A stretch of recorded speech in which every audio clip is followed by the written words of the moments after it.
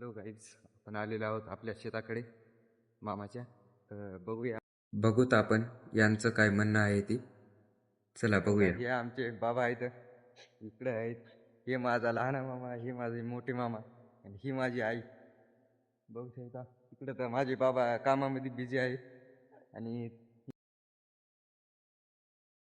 यांचं काही म्हणणं आहे ते आपण बघूया. पुन्हा त्यांचं काही म्हणणं आहे तर सांगा आई, तुमचं काय म्हणणं आहे?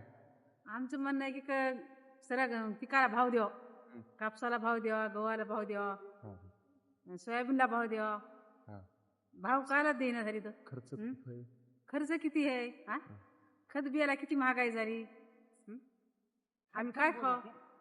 काहीच उरणार आहे. त्यांचं म्हणणं आहे सगळ्या पिकाला याला भाव द्यावा. बाईला रोज किती झाला आहे? 250 रुपये रोज झालाय. 250 रुपये रोज. सगळं काही भाव सगळ्याला याला म्हणजे असं भाव द्यावा. पिकाला याला भाव द्यावा. सगळ्या पिकाचे याचे भाव कमी केलेले आहेत त्यानं.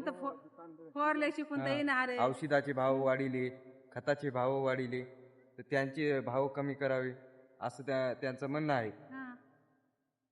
तर करतो आम्हाला भाव पाहिजेत, हर पिकाला भाव पाहिजेत उत्पन्नीला.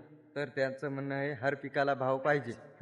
तर सरकारला असं माझं म्हणणं आहे सरकार मान्य करणार, सगळ्या पिकांना भाव द्यावा. तर तुमचं काय म्हणणं आहे? आमचं म्हणणं भाव पाहिजेत हर पिकाला, हर पिकाला भाव द्यावा. कापसाला, तुरीला, सगळ्या गोष्टी. तर गाईज बघितल्यास मी शेतकऱ्याचे एवढे कष्ट राहतात, तर गाईज त्यांना पण असा भाव असा वाटतंय की खताचे सुद्धा भाव वाढलेले आहेत. सगळ्या कर्ज माफ होऊन जावा, कर्ज माफी केली जावा, त्यांचं असं म्हणणं आहे. 7-12 कोरा होऊन जावा, आमचं 7-12 हे कोरा होऊन जायला पाहिजे, त्यांचं असं म्हणणं आहे. तर असं करावं. तर आम्हाला 3000 रुपये यांनी म्हणत आहेत आम्हाला सरकार भाव देत नाही. तर त्या सरकारला सांगणं आहे की शेतकऱ्यांना पण भाव द्यावा, सगळ्या पिकांना चांगला भाव द्यावा, असं त्यांना सांगणं आहे, माझं म्हणणं आहे. तर भेटूया पुढच्या व्हिडिओमध्ये. यांचं जेवढं म्हणणं होतं त्यांनी स्पष्ट केलं. तर भेटूया पुढच्या व्हिडिओमध्ये. ओके.